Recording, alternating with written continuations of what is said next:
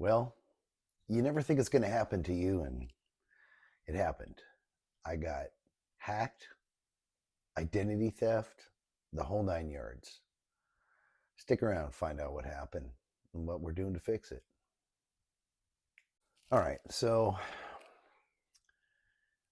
I was planning on doing a video of a tour of my RV and how it's going to help me to retire and how great it's going to be. And I had a bunch of stuff I was planning on talking to you all about. And I've been working, and it was time for me to get off of work and work 6 days in a row. My 6 day hit, and then the fit hit the shan. Okay, about 3 o'clock in the afternoon, I got about 50 text messages to my cell phone in 2 minutes.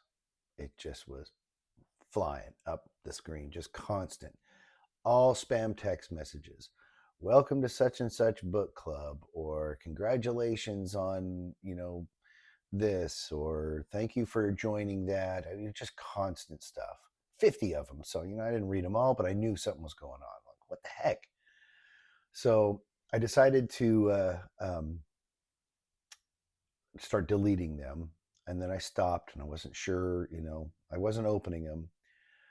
Well, about 4 minutes later, I got a notification from my cell phone provider that my PIN number has been requested to be changed, security PIN. So this is something every time I log onto my phone or call in order to speak to a representative, you have to put your 4-digit PIN to make sure it's you. It's a identity verification. So I did that. I called because I saw this thing come up, and I'm like, oh man, that's not me. So I called the cell phone provider, and it said, in order to speak to a representative, place your PIN in. I put my PIN in, it said incorrect. And I knew it. I knew it right there and then. So that was a worry. You can't talk to somebody. In fact, I'm going to just go ahead and tell you, I use Cricket. I've been with Cricket for like 19 years. And Cricket's not a big name brand. And in fact, they're on the AT&T network now, so I get great service. I've always gotten great service. It's a prepay service, and you just got to buy your phone. That's it. They don't give you the option. Oh, here comes a cat. um, that's Leah. Hi, baby. So, anyways, I called Cricket 2, 3 times, and I couldn't get through to anybody. So I called the local Cricket store, and I said, hey, I need some help. I think I'm getting hacked. It says my PIN number's been changed, and I didn't change my PIN. Blah, blah. They said, well, we can't verify your identity over the phone. You have to come into the store with a photo ID so we can verify your identity, and then we can contact customer service. Well, I'm in the middle of a shift. I work at a jail. I'm a nurse, and you can't just leave mid shift. I have responsibilities, so I was like, well, I'll figure it out later. Well, maybe 10 minutes go by, and I get another notification, and it says, we see that you have added $30 to your account. Thank you for adding $30 payment. I didn't send no $30. I didn't add no payment. I have it auto draft, so it pays my cell phone bill every month on time. That's the only thing I ever do. And it gives me a message when that happens, and that happened about 10 days ago. So it definitely wasn't me. So I try calling again because it gives you a little message. If this is not you, contact our office right away. So I contacted the office, and because I don't have a PIN number, I can't freaking talk to anybody. Are you kidding me? So I called my wife and I said, hey, is there anything going on with your phone? And she said, no, nothing going on. And my dad's on the phone, on the subscription plan, and one of my adult children. So nobody's having any problems with the phone. 4 lines total. 5 minutes after that, I get another notification from Cricket, says that my SIM number, or my phone number, has been ported to another SIM card or device. and that if this is not you, contact our office. And I'm like, oh shit.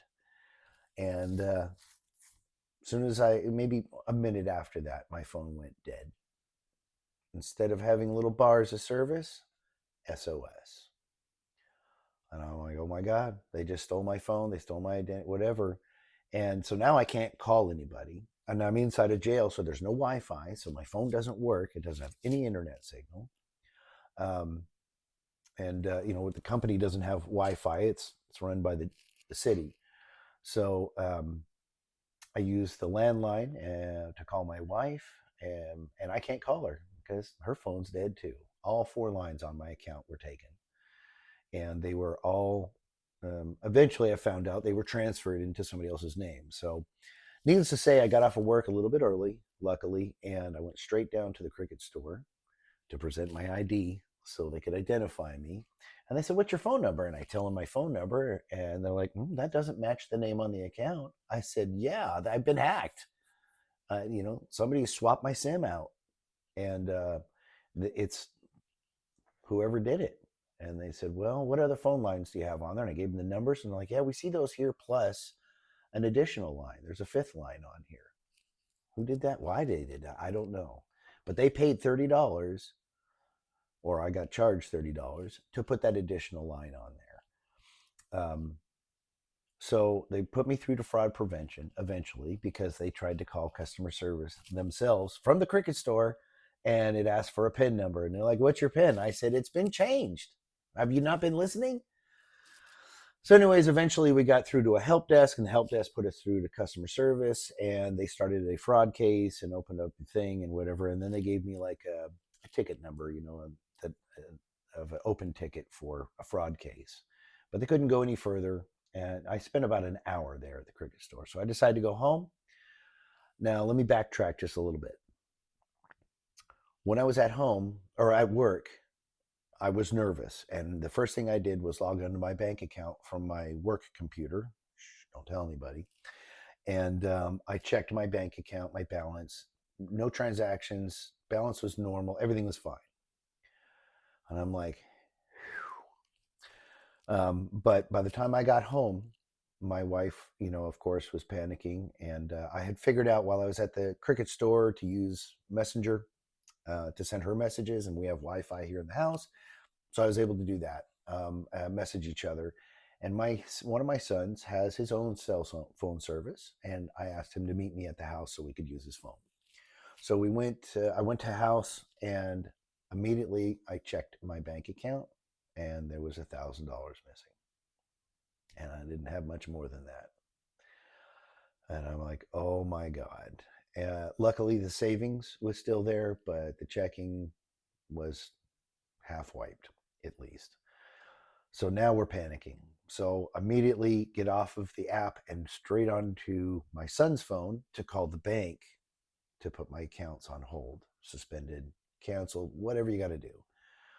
While I was in the app, I suspended a credit card that I have with the bank and my debit card, and my wife's credit card. And then I was waiting for somebody to come through on the banking thing. And then they came through, and I started talking to them, and I had to explain everything that was going on. And they were very accommodating, PNC. They knew a lot about this type of stuff. He specifically said this is called a SIM swap hack, and they get everything off of your phone. And, we're so used to these devices. I'm talking to you on one right now. You get so used to it, you don't realize you've got so many logins and so many passwords, and you can't keep track of them all. And it's hard to put a different password on everything. So sometimes you let the phone remember. The phone remembers what your password is, then you don't have to remember. Or it just scans your face or does your fingerprint, which a lot of them don't do that anymore. But if it's got your face, then it's okay for it to remember it because nobody else has your face. But they don't need that because the passwords that are saved on the phone got them into my Gmail account. And the passwords in my Gmail account, because that's one of the other things your phone allows to save and remember stuff, had passwords to everything. So my bank account, my credit cards, my Amazon account, Venmo, Cash App, PayPal, anything that you use digitally that has money. Now, luckily, um, Cash App and Venmo don't have any money on a couple 20, 30 bucks, whatever. We sometimes throw money back and forth to each other, whoever's buying lunch. Sorry, I'm kicking the camera here. Um, but they changed the login and password for um, my Venmo, so I couldn't get into that at the time. I did get into Cash App, and lo and behold, they tried to make a purchase for $2,500. And thank God it got declined. So instantly remove any cards or bank accounts attached to that. And my wife was watching TV upstairs on our Amazon TV, Fire TV, and gone. It's just stopped working because the account's been deactivated. So I tried to get on Amazon, and it doesn't recognize my username or password. And when I tried to do forgot password to reset it, guess what it wanted to do? It wanted to send me a text message confirmation code to my phone.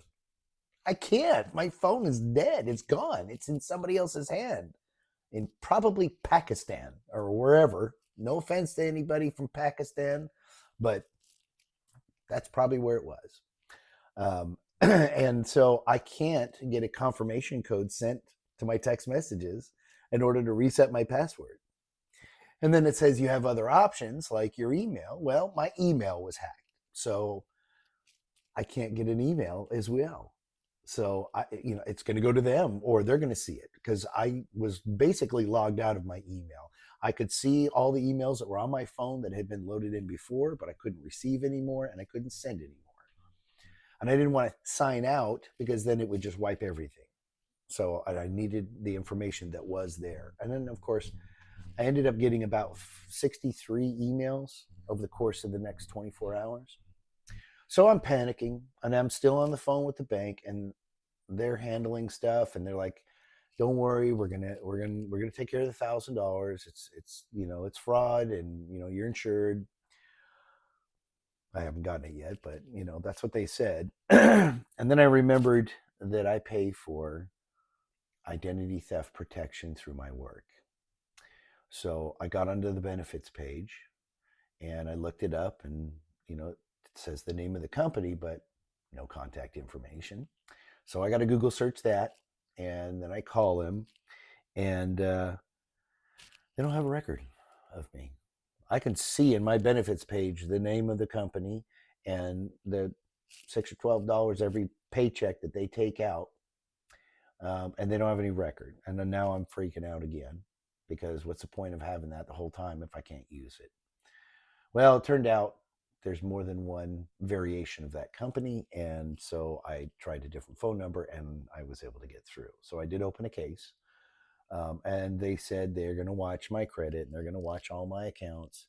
And it's an insurance policy, so they'll reimburse me for things that might go wrong. But basically, the person I spoke to was just opening up or setting up my account for the first time because I never actually set it up, and which is a mistake as well. I should have had it set up so they could be monitoring any suspicious activity. And secondly, they opened a ticket so that they can contact me and go through all the steps. They have yet to do that. The person that is my caseworker has only messaged me through their website, so I still haven't spoke to them. That's a lot of stuff. Let me keep going. Okay, so everybody's in panic mode. Everybody. My son that lives 30 minutes away can only talk to us through Messenger, and he doesn't know what to do. My wife and I are in panic mode, and we start bickering back and forth because she wants to help and can't and doesn't know what to do, and I don't know what to have her do because I've never been hacked. I've never had my identity stolen, so I'm just trying to figure it out. And I'm sitting on the phone, and she's asking me questions, and I'm like, I don't know. I can't hear him if I'm listening to you, and we're picking. It was fun. It was great. Yeah, yeah. But we are a hell of a team, and we work our asses off to be very good at communicating. And even if we bicker, we talk it out and make sure that we're here for each other. And she's an excellent partner, the best you could imagine. So, needless to say, I'm going to get to the nitty gritty of it. I got the bank accounts frozen. I got the credit cards frozen. Um, I had one credit card I couldn't get into because it always wants to send me a text message to verify my identity, and I didn't have a phone, or my phone line's gone, zero, transferred to another unit. So I couldn't get into that one, but it has a very low credit limit, something I've had since way back when, and I just leave it there. But I got all my cards frozen. You can do most of that through the app, and I did that. And then um, about 10 o'clock last night. So I got up at 5 a.m. to get ready to go to work, and I worked a 12-hour shift, and then I got home at about 9, 8:30, 9, after being at the Cricket store for over an hour. And then so about 10, 10:30, my son decided he was going to go home, and he called his girlfriend, and she said, I've been trying to call you. And he's like, well, dad was on the phone, sorry. And she said, we're having a flood. The basement bathroom is flooding. Gray water, not poopy water, but gray water. So sink, shower, and toilet when you pee. Some weird pump system. It's in their house that catches the water in a cistern and then pumps it up into the main pipes. Well, popped apart, and it was just pumping up into the bottom of the floor. So they're panicking now, and literally the shit's hitting the fan at this point because the air conditioning unit's right in there.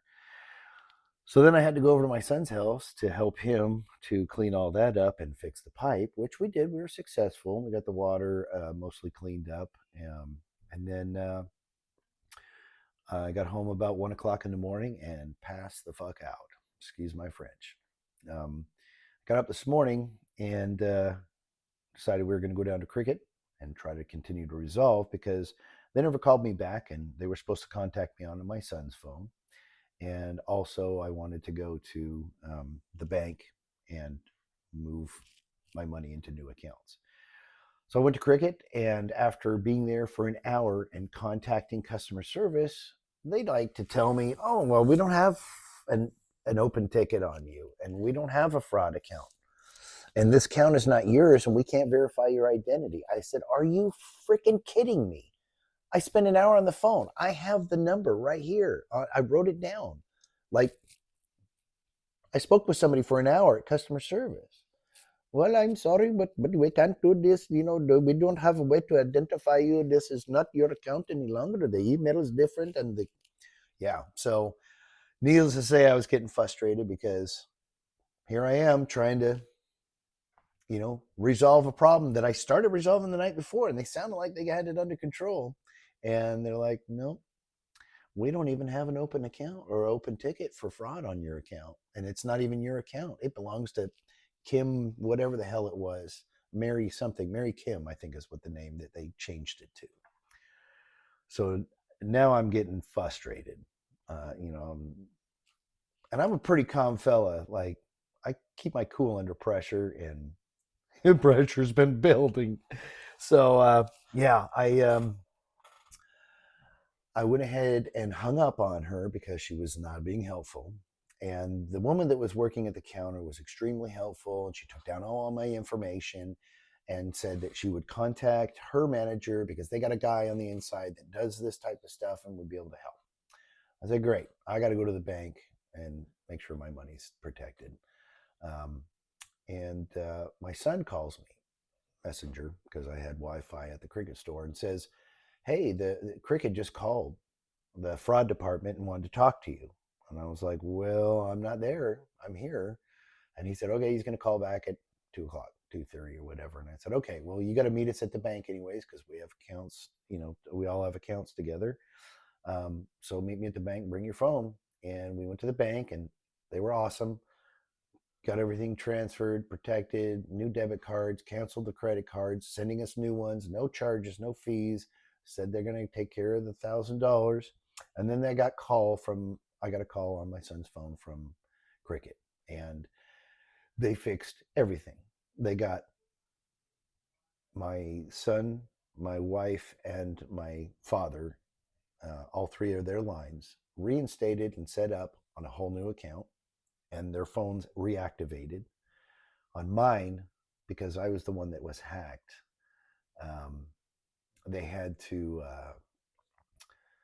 redo the EMEI, electronic whatever says what your device is, and the SIM. It's a eSIM, so it's not a card that goes in my phone. It's electronic SIM. So they had to redo both of those because the EMEI was compromised by the hacker, and then the SIM was stolen. So I got to keep my phone number. It's cool because I've had it for almost 20 years. And I got to keep my phone because somebody at one of the stores says, I think you got to get all new phones and all new phone numbers because your phones are hacked and your numbers. And I didn't think that was the case, but so far, it's okay. Needless to say, phones are back on and the bank account is fixed. I got back into my emails because I could receive confirmation text messages, and I changed all my passwords on the emails. And then I went through my phone and I deleted every password my phone has ever saved. And I went to my Google account and I deleted every password my Google account. I found stuff in there from 2013. That's 13 years ago. Um, Probably even older than that. Accounts that I didn't even know I had. Then I got on the phone with the credit bureaus because I did get a notification from my identity theft protection company and the credit bureau. They said, like somebody's trying to, open up a line of credit from Chase bank and some other credit card. So I got on the line, and my wife and I both, just because nothing's happened to her side of the accounts or anything or credit cards, but just to be safe, we we put a freeze on our credit account, which is not hard to remove. All you have to do is go back on there and call and unfreeze it, and it'll send you a message to your email that's attached to your account. So, anyways, we froze all of our credit accounts, and we're in recovery mode now. So, yeah. So that's that's what happened. Um, Ever happened to you? Have you ever had your identity stolen? I mean, this is a first for me, and I'm learning a lot. But that's all the things that have happened. I mean, like crazy. What the hell do you do? I mean, our life revolves around our bank accounts, our cell phones, and our emails. It shouldn't. It didn't used to.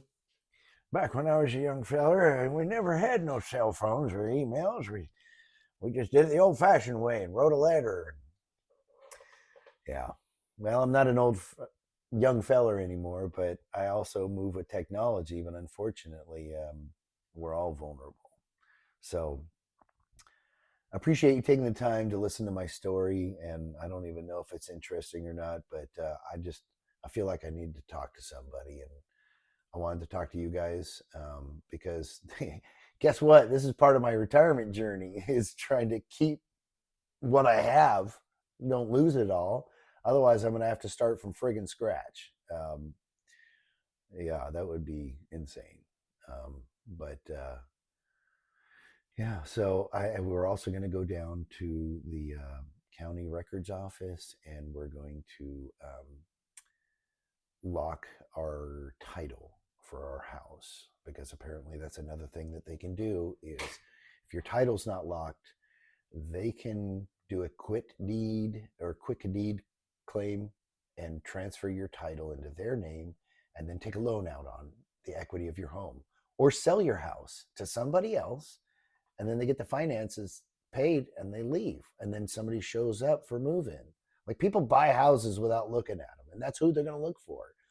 They don't actually come out to visit. Well, I'm coming from North Dakota, to your state, and I love the pictures of your house. Well, it's for sale. send the money, and then they send the money, and people show up from North Dakota to move into your house, and it's gone.